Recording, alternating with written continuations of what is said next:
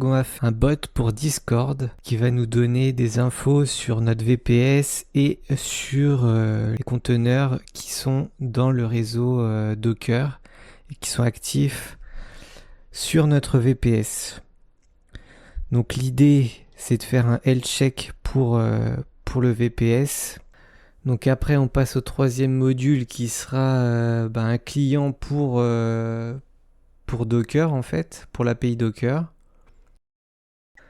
Bon, là, je regarde vaguement la documentation, mais au final, ça m'intéresse pas tant que ça parce que c'est surtout des commandes qui servent à manipuler les conteneurs. Et moi, c'est pas ce que je veux en fait. Je veux simplement des commandes basiques. Donc là, pour le coup, la documentation, je la trouve pas super. Et du coup, je vais quand même faire mes petites data classes pour un peu définir ce que je veux récupérer. Donc ça, c'est important de commencer par ça, parce que déjà, non seulement déjà vous avez une idée claire de ce que vous voulez, donc ce que vous voulez chercher dans la documentation, mais en plus de ça, si vous utilisez l'IA, vous pouvez lui donner la data class, et lui va probablement vous donner des choses plus pertinentes en termes de fonctions. Bon, là, je fais une petite classe pour pas avoir à importer 3-4 fonctions dans mon module principal. Donc là, je récupère Docker depuis l'environnement. Donc ça, je pense que ça va chercher dans le système de fichiers un fichier de configuration Docker, il me semble. Parce qu'on va voir par la suite, je vais avoir des petits problèmes avec ça et le fait que je vais vouloir exécuter dans un conteneur en fait.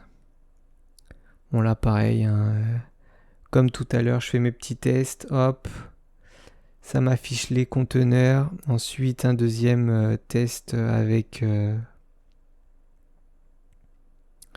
disons à plus grande échelle. Alors là j'avais plusieurs solutions.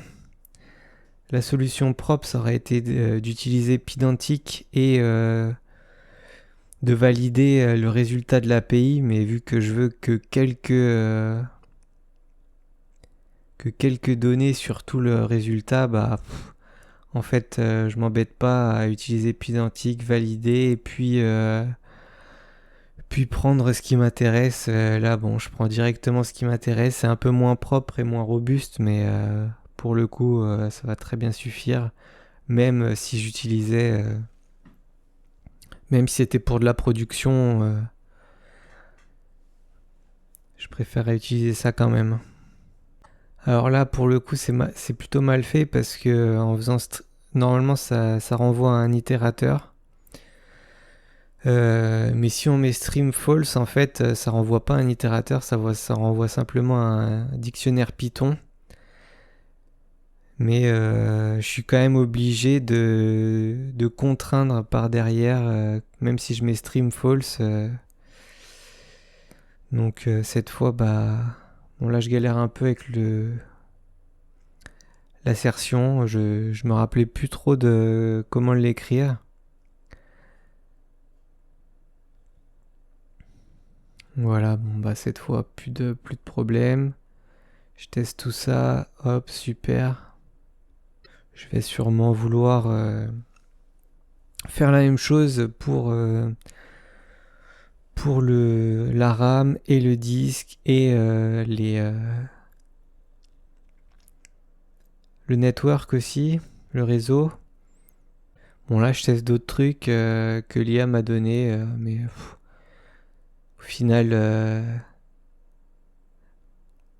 au final, ça marchait même pas, donc je vais revenir très vite à ce que j'avais à la base. Hop, ce qui marchait très bien. En fait là, je teste plusieurs fois parce que je trouvais ça... en fait la valeur je la trouvais bizarre, mais c'est juste moi en fait parce que c'est juste que je regarde un conteneur spécifique et bah forcément le conteneur fait quasiment rien, donc je consomme quasiment pas de CPU, donc évidemment que c'est très très faible la valeur, donc je fais quand même un petit arrondi. Donc ça me permet quand même de voir à combien je dois faire l'arrondi pour avoir au moins une valeur. Alors là, du coup, j'ai fait la Dockerfile. Et là, c'est là que j'ai le problème. Parce que, bah, en fait, le conteneur, lui, il connaît pas Docker, en fait. Donc là, je fais quelque chose qui est un petit peu dangereux si je mettais des commandes pour contrôler des commandes un peu plus ouvertes. C'est que je monte le volume qui contient bah, les accès Docker du VPS dans mon conteneur. Et là, ça fonctionne. Donc du coup, j'ai un compose file et un Docker file tout simplement. Bon, du coup, je continue.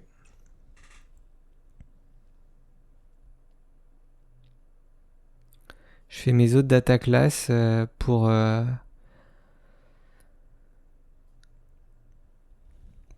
CPU, les I/O. Et en fait, je voulais une data class un petit peu plus développée, qui m'offre plus de possibilités, puisque en fait, on peut récupérer vraiment beaucoup de choses avec l'API Docker, et je trouvais ça un peu dommage de se concentrer sur trois valeurs, le pourcentage de CPU, la RAM, etc.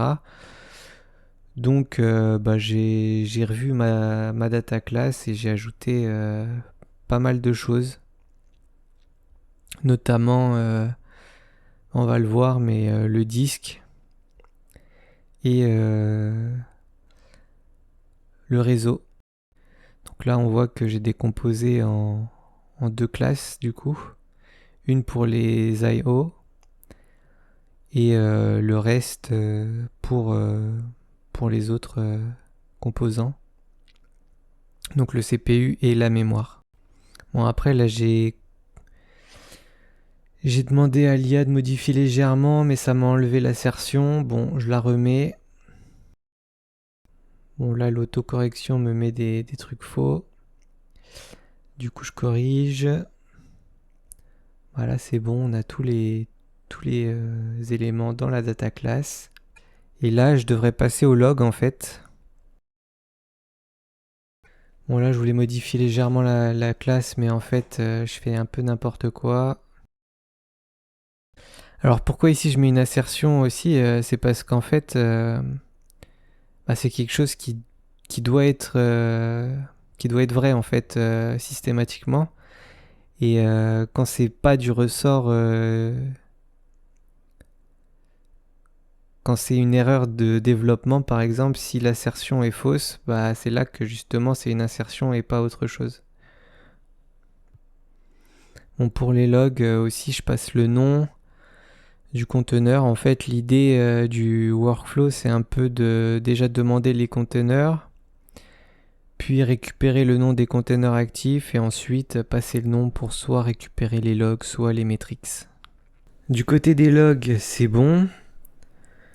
On teste avec d'autres conteneurs, ok, ça fonctionne bien. Ensuite, ce qu'on va faire, c'est améliorer un peu le tout. Donc là, ça reste assez simple. On ajoute des conditions pour les logs, donc un nombre de lignes limité. Et on essaie aussi de faire un niveau de log.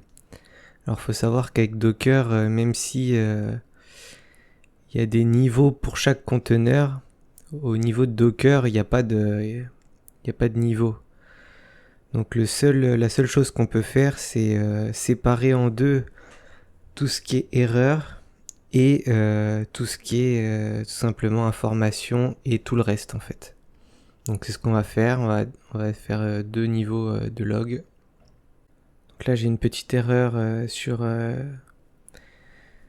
le nom des variables, c'est parce qu'en fait j'ai pas terminé mon enum. D'ailleurs, je vais le changer.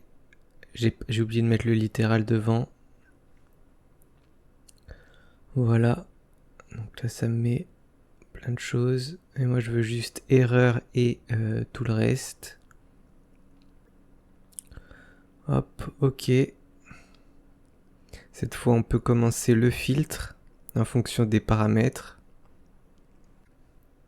Ici, c'est une condition en fait qui renvoie simplement un booléen, puisque la fonction log du conteneur prend des booléens pour stdout et stderr, le nombre de lignes, et un timestamp pour la date, bon, éventuellement. Ok, donc là tout est bon. On n'a pas besoin de rajouter l'autre parce que par défaut il est à true, et vu que nous on va l'avoir tout le temps de true, donc ça sert à rien. Ok, on recheck les data classes. Ok, c'est bon. Alors le type de retour, on a dit qu'on renvoyait un string, donc dans le cas où il n'y a pas de log, on renvoie un message. C'est bon aussi. Et puis pour la partie Docker, pour l'instant, on peut s'arrêter là, je pense, avant de l'ajouter tout simplement au bot. Ça nous convient. Et pour la prochaine fois qu'on touchera au fichier, ce sera pour ajouter un stream d'alerte dans le cas où on veut surveiller en continu et envoyer une alerte dans le cas où il y a un problème.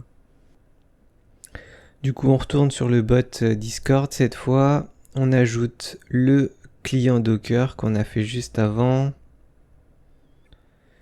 Donc là, on va simplement ajouter des commandes pour Docker. On crée une instance de classe. On utilise la fonction pour recevoir les conteneurs. Et puis on envoie direct juste pour voir. Ah oui, par contre, il faut bien prendre l'instance et la fonction, parce que l'autocorrection m'avait induit en erreur. Le nom, le statut et la santé. Donc ça marche du premier coup. Il n'y a plus qu'à organiser un peu ça pour que ça s'affiche à peu près correctement. Donc on crée une petite carte d'embedding avec une couleur, un titre. Et on va ajouter les conteneurs dans cette carte pour que ce soit plus esthétique. Donc là, je regarde la documentation pour voir si je peux embed différemment qu'avec le rich embedding. Mais apparemment, pour le texte, c'est à peu près tout ce qu'il y a en fait. À moins de faire une image et d'envoyer l'image directement, mais bon, on va pas aller jusque là. Voilà ce que je disais. Je peux embed un article ou du texte avec rich et c'est tout en fait. Donc là, je fais simplement une boucle pour ajouter un field à chaque fois que je suis sur un container avec son statut, son nom et sa santé. Donc là, je fais un f-string. Je changerai peut-être par la suite, mais déjà avec un f-string, on va voir ce que ça donne. Donc on envoie l'embed directement sur Docker. Hop, on lance le bot, on teste. Super, on a bien la carte. On rajoute une commande pour le détail des conteneurs, avec leur consommation en ressources notamment. Comme tout à l'heure, on recrée une instance. Alors là, j'avais oublié le arrobase, du coup, le décorateur fonctionnait pas forcément. Là, je me trompe dans le nom du conteneur, donc je comprends pas sur le coup. Ok, donc là, on a bien les métriques. Maintenant, c'est pareil, il faut les organiser un petit peu pour que ce soit dans une petite carte sympa. Donc, comme tout à l'heure, là, on fait notre petite carte avec l'embed et les différents field. Donc voilà, je vérifie de ce qui m'avait retourné avant. Mais globalement, il faut trouver un moyen d'afficher correctement le CPU, la mémoire, le disque, le réseau. Donc là, je revois un petit peu la disposition.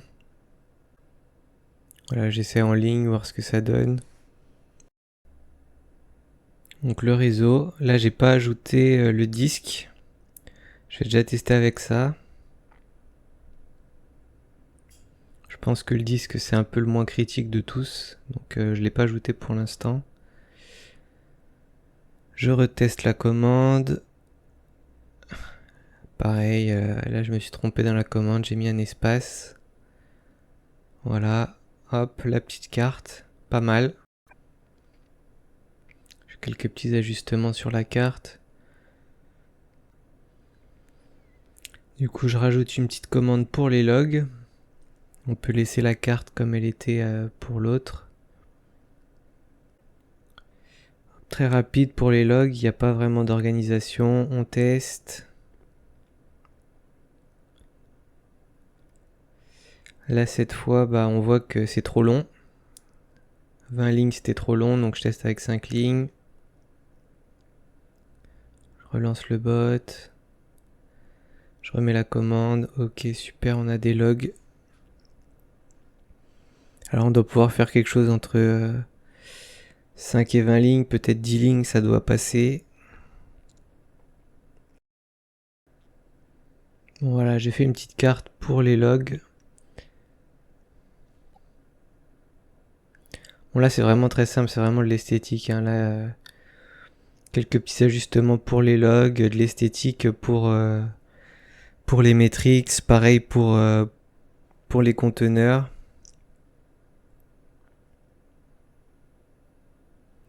Là, je teste tout, metrics, log, conteneur. Tout est testé, tout est bon.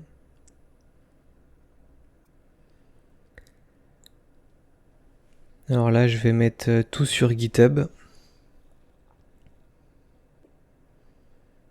Donc comme il n'y a pas le fichier d'environnement, j'en ai fait un d'exemple qui a juste à compléter, à copier. Je fais le petit manuel. Donc là, on voit que pour le manuel, je le rédige grossièrement avec plutôt des instructions sur comment le rédiger. Et je vais simplement envoyer le readme plutôt que le manuel à une IA pour le compléter. Hop, voilà, j'ai copié.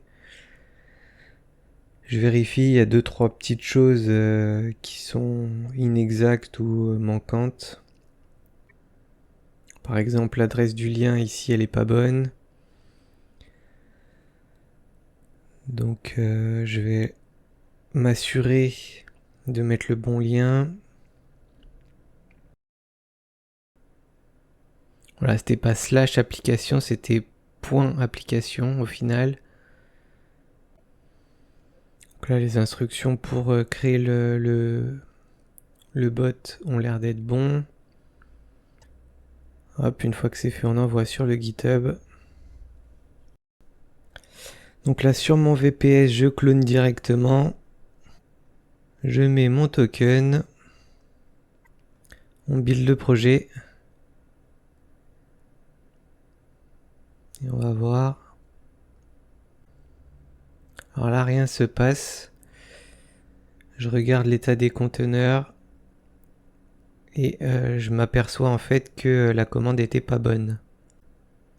Donc je retourne sur mon développement, je change la commande, j'ajoute à GitHub la modification. Et sur mon VPS, je prends la modification, je relance. Alors là, j'ai relancé, mais j'ai pas pull les modifications. Donc là, hop, je fais ça, je relance. La même commande, et là, c'est bon. Donc là, c'est un petit VPS à 5 € et on voit que j'ai pas beaucoup de conteneurs qui tournent dessus. Hein. Mais quand même, on peut en mettre quelques-uns. Donc je teste les commandes une par une. N'oubliez pas que tout le code est disponible sur mon GitHub en description. Vous pouvez essayer sur vos propres systèmes et potentiellement servir de base pour vos propres projets, pour un bot ou des métriques ou peu importe. N'hésitez pas à laisser un commentaire pour me dire ce que vous voudriez voir sur ce bot. Je vous mets également en description le lien de mon blog qui contient des articles sur la programmation et l'utilisation de l'intelligence artificielle si ça vous intéresse, allez checker. Laissez un like si la vidéo vous a plu et on se dit à la prochaine.